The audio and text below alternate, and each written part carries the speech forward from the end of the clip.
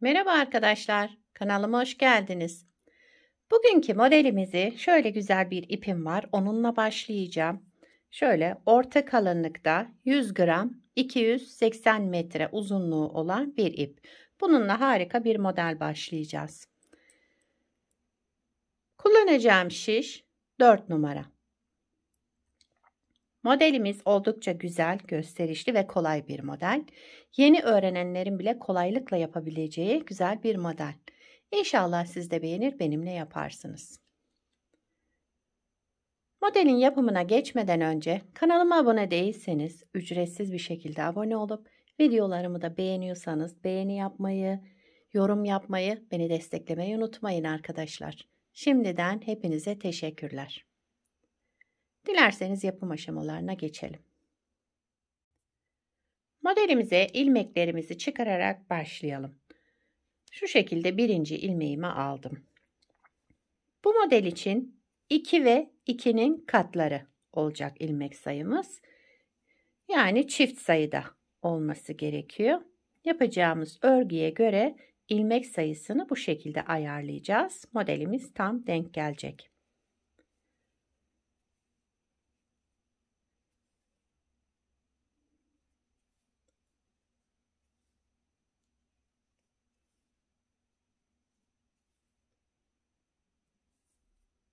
Şöyle bir iki tane daha alayım hemen. Sayalım.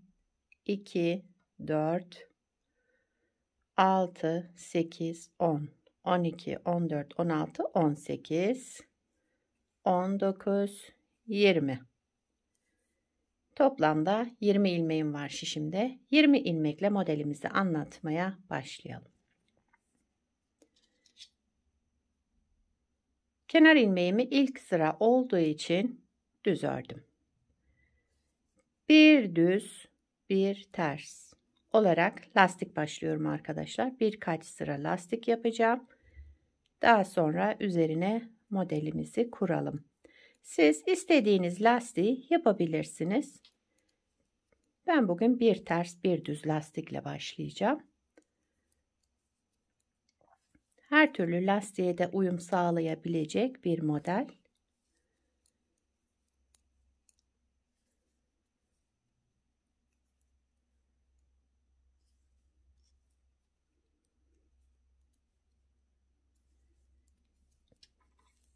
Evet, birkaç sıra daha yapacağım hemen. Şimdi lastiği tamamladım. Şöyle bir ters bir düz olarak lastiğimizin arka yüzünde bir sıra ters örgü örelim. Ön yüzüne geçince modelimizi kuralım. Bunu yapmamın amacı da modelle lastik birbirine karışmasın. Şöyle bir sıra boşluk olursa daha düzgün oluyor. Sizler de böyle yapabilirsiniz. Lastiğin arka yüzünde, lastiği tamamladıktan sonra arka yüzünde bir sıra ters örelim. Ön yüzünde modelimizi kuracağız.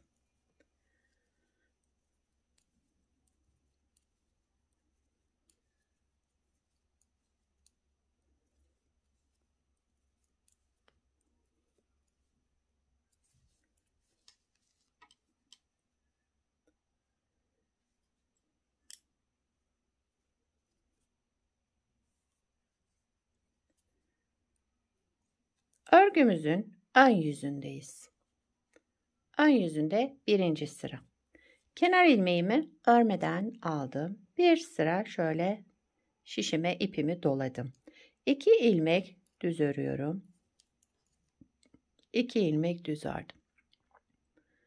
Şu doladığım ilmeği aldım ve ikisinin üzerinden geçirdim, bıraktım. Aynı işlemi yapıyorum. İpimi bir kez doladım.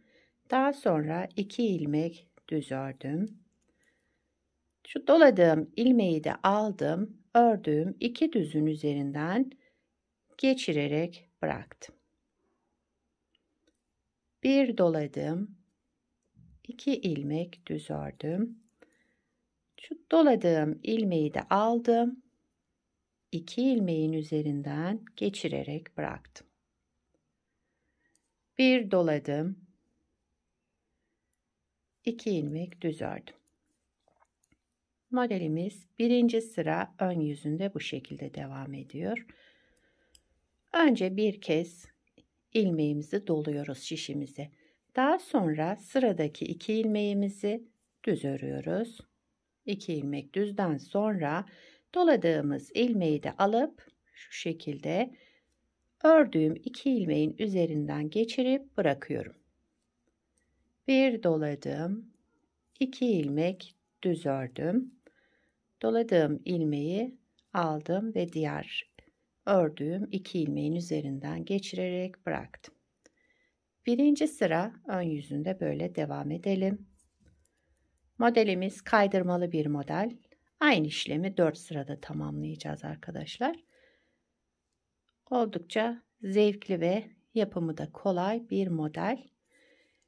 Yeni öğrenenler bile kolaylıkla yapabilir.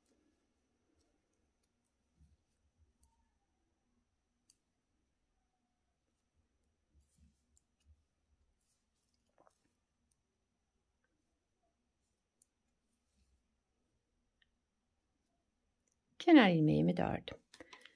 Birinci sıra ön yüzünde bu şekilde başladık. İkinci sıra arka yüzündeyim. Arka yüzünde hiçbir işlem yapmıyoruz. Sadece ilmeklerimizi ters olarak örelim. Kenar ilmeğimi örmeden aldım. Bütün ilmeklerimi ters olarak örüyorum. Bu modelde elinizi çok sıkı tutmayın arkadaşlar. Yoksa o ilmek atlatma yani üzerinden geçirmede zorlanabilirsiniz. Hafif şöyle geniş örerseniz daha kolay olur sizin için. İkinci sıra arka yüzünde bütün ilmeklerimi ters olarak örüyorum.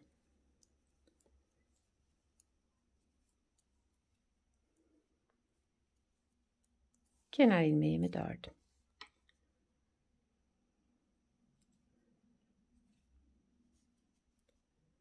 Şimdi modeli kaydıracağız. Üçüncü sıra ön yüzündeyiz. Üçüncü sıra ön yüzünde kenar ilmeğimi örmeden aldım. Bir ilmek düz örüyorum. Kenar ilmeğinden sonra bir ilmek düz örerek modelimizi kaydıracağız. Bakın diğer alttaki iki modelin birer ilmeğini alacağız. Şu şekilde modeli kaydırmış olacağız. Bir kez doladım. Sıradaki 2 ilmeğimi düz ördüm. 1, 2 ilmek düz ördüm. Yine doladığım ilmeği aldım. Ördüğüm 2 ilmeğin üzerinden geçirerek bıraktım. Bir ilmek doladım. 2 ilmek düz ördüm. Doladığım ilmeği aldım. Diğerlerinin üzerinden geçirerek bıraktım. Bakın modeli kaydırmış olduk. Bir doladım. 2 ilmek düz ördüm. Doladığımı diğer 2 düzün üzerinden geçirerek bıraktım. Bir doladım. 2 ilmek düz ördüm. Doladığım ilmeği aldım ve diğer ikisinin üzerinden geçirerek bıraktım. Bir doladım. 2 ilmek düz ördüm. Doladığımı 2 ilmek ördüğüm 2 düz ilmeğin üzerinden geçirerek bıraktım. Aynı şekilde sıra sonuna kadar devam edelim. Üçüncü sıra ön yüzündeyiz.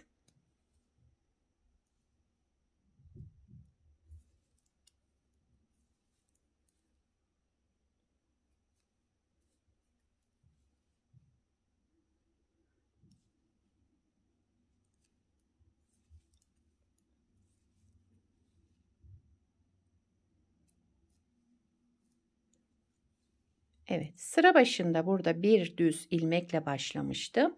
Sıra sonunda yine bir düz ilmeğimiz kaldı. Onu da düz olarak ördüm. Kenar ilmeğimi ördüm. Üçüncü sıra ön yüzünde bu işlemleri yaptım. Dördüncü sıra arka yüzündeyiz. Dördüncü sırada Yine ilmeklerimizi ters olarak öreceğiz. Arka yüzünde hiçbir işlemimiz yok. Sadece ilmeklerimizi ters olarak örüyorum.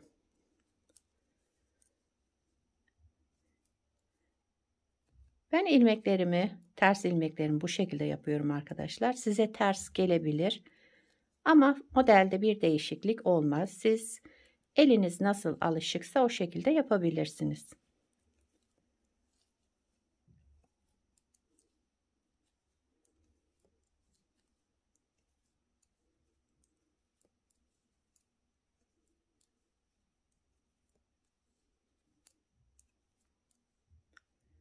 Kenar ilmeğimi ördüm.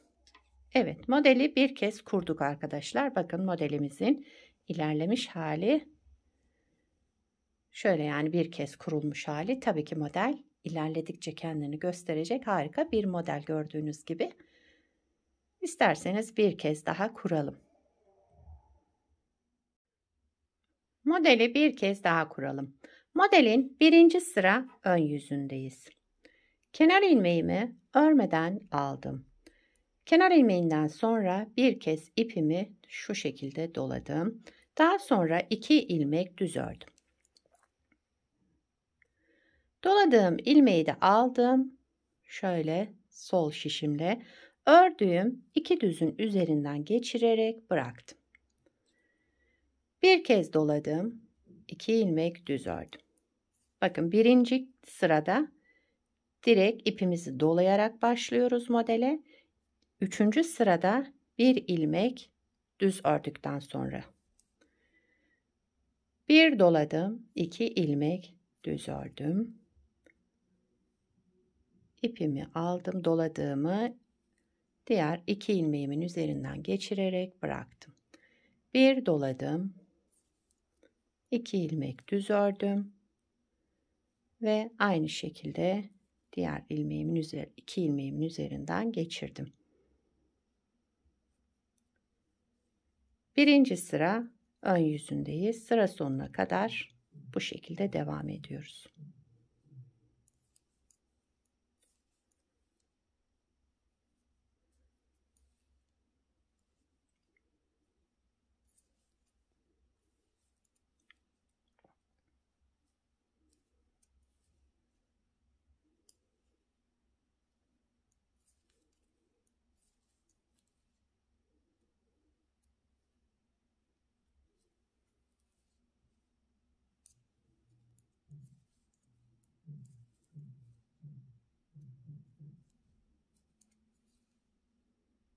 Kenar ilmeğimi de ördüm.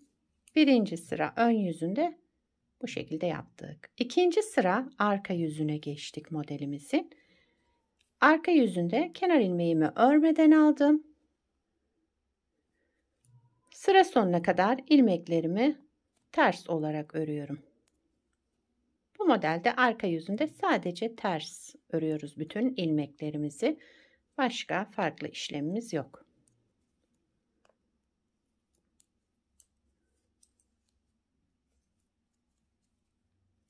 Bunu 2 renk iple de yapabilirsiniz arkadaşlar. Kalan ipleri de değerlendirmiş olursunuz. Gayet güzel ve farklı görünür yani model.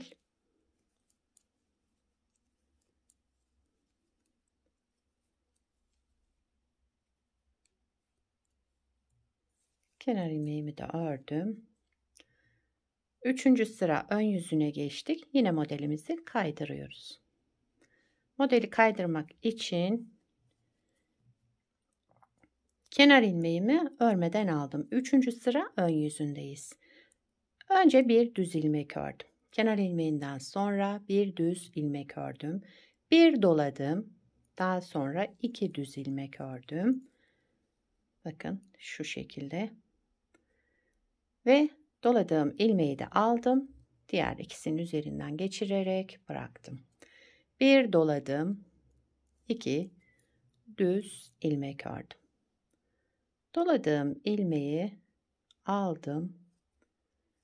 Diğer ikisinin üzerinden geçirdim. Üçüncü sıra ön yüzünde sıra sonuna kadar bu şekilde devam ediyoruz. İşlem aynı. Sadece 3. sıra ön yüzünde bir düz ördükten sonra ilmeğimizi dolayarak başlıyoruz.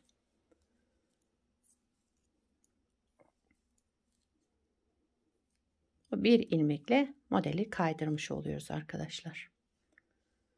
Bakın model tam kendini göstermeye başladı.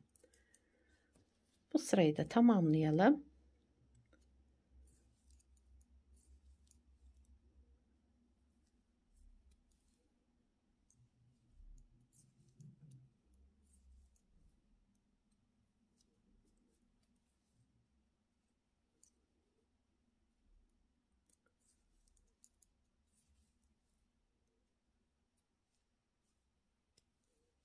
Evet, sıra başında bir ilmek düzle başlamıştım. Sıra sonunda bir ilmek düzle tamamladım. Kenar ilmeğimi de ördüm. 4. sıra arka yüzünde yine ilmeklerimi ters olarak örüyorum. Kenar ilmeğimi örmeden aldım. Bütün ilmeklerimi ters olarak örüyorum.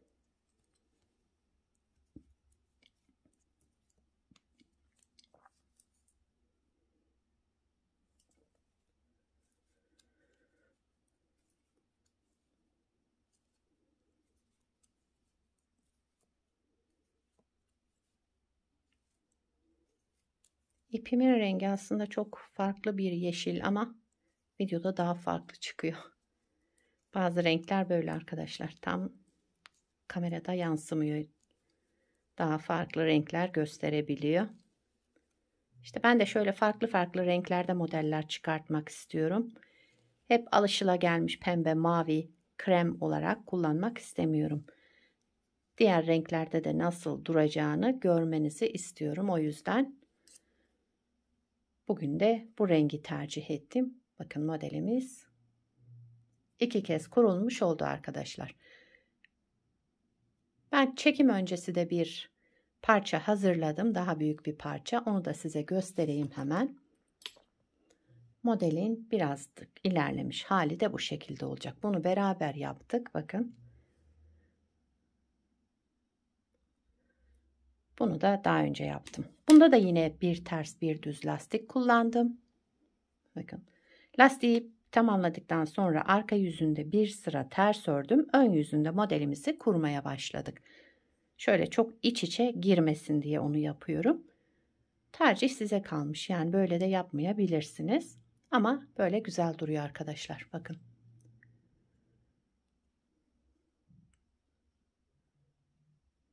Modelimizin arka yüzü de bu şekilde bakın. Şöyle güzel temiz bir görüntüsü var. Yakadan başlama örgülerinizde de şöyle görünür. Evet. Bugünkü modelimiz de buydu. İnşallah siz de beğenir, benimle yaparsınız. Bu modelden yelek yapabilirsiniz, hırka yapabilirsiniz, çocuk örgülerinde kullanabilirsiniz, yetişkin örgülerinde kullanabilirsiniz. Yani her türlü örgüde kullanabileceğiniz harika bir model bence. Sizler de nelerde kullanacaksınız, onları da yorumlarda belirtirseniz sevinirim. Beni buraya kadar izlediyseniz arkadaşlar bir beğeni yapmayı, yorum yapmayı, beni desteklemeyi unutmayın. Yapacak olanlara kolay gelsin. Bir sonraki videoda görüşmek üzere. Hoşça kalın.